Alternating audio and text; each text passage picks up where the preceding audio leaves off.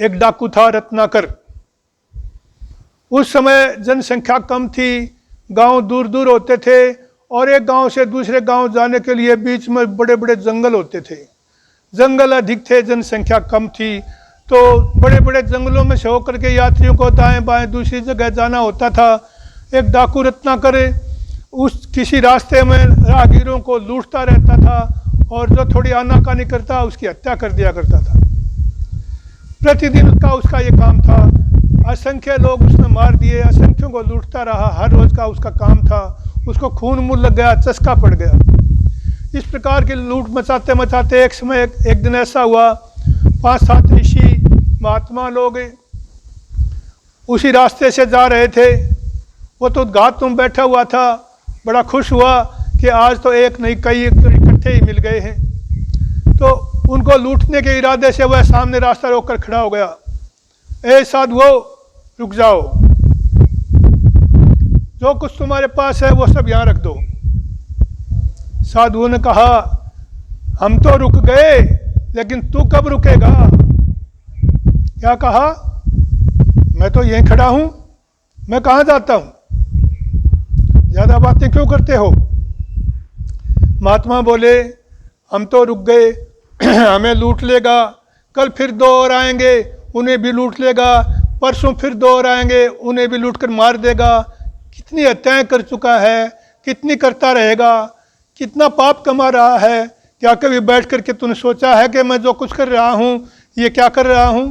क्या तूने ये भी सोचा है कि मैं जो इतना बड़ा पाप कर रहा हूँ, मेरा परिवार, मेरी पत्नी, मेरे बच्चे, मेरे माता पिता, क्या मेरे इस पाप कर्म के भागी बनेंगे? क्या सोचा है कभी?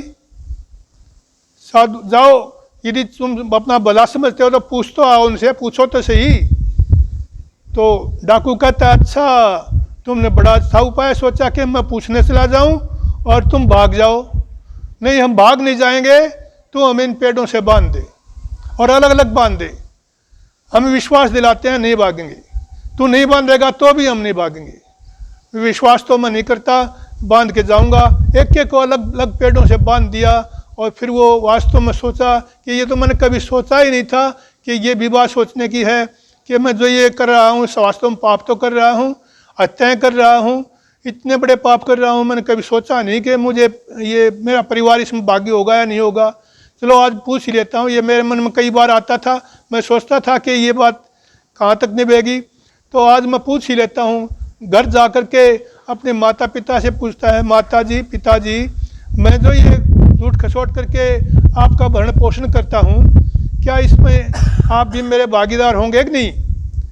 माता पिता ने कहा, पुत्र, हमारे माता पिता ने हमें पाला पोसा, अपना कर्तव्य कर्म किया उन्होंने, और हमने तेरी पालना पोषणा की। उस तेरा कर्तव्य है कि तू इस वृद्धावस्था में हमारा पालन पोषण करे, हमारी सेवा शुश्रूषा करे। ये तेरा काम है, तेरा कर्तव्य है।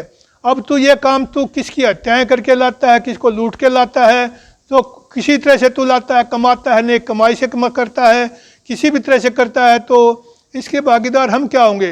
पुण्य करेगा तो तुझे लगेगा, पाप करता है तो तुझे लग रहा है। हम भागीदार नहीं होंगे तेरे इस उल्टे कार्यों में। इसी प्रकार से उसने पत्नी से पूछा, पत्नी ने भी यही उत्तर दिया। पुत्रों से पूछा, पुत्रों ने भी उत्तर दिया। आखिर वह उसको बड़ा पश्चाताप हुआ।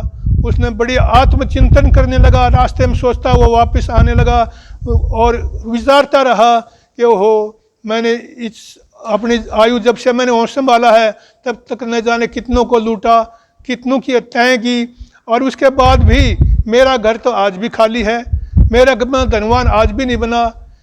तो जिस प्रकार से मैं हत्याएं कर रहा हूँ, जिस प्रकार से मैं लूट खसोट कर रहा हूँ, तो क्या और लोग भी ऐसे ही कर रहे हैं? और लोग भी तो परिश्रम से कमाते हैं, ईमानदारी से अपना काम करते हैं, नेक कमाई से अपने परिवार का पालन पोषण करते हैं।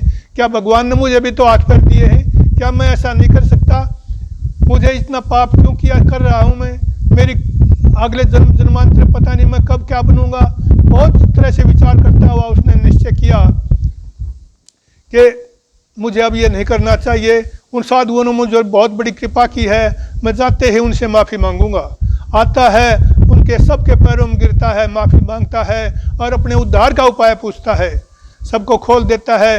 वे भी उसे आशीर्वाद देते हैं कि रत्नाकर, यदि तू आत्मचिंतन करता हुआ अपने भविष्य का निर्माण करना चाहता है, यदि तू अच्छे रास्ते पर बढ़ना चाहता है, तो प्रतिदिन आत्मचिंतन किया कर, विचार किया कर कि मेरा भला किस चीज़ में है।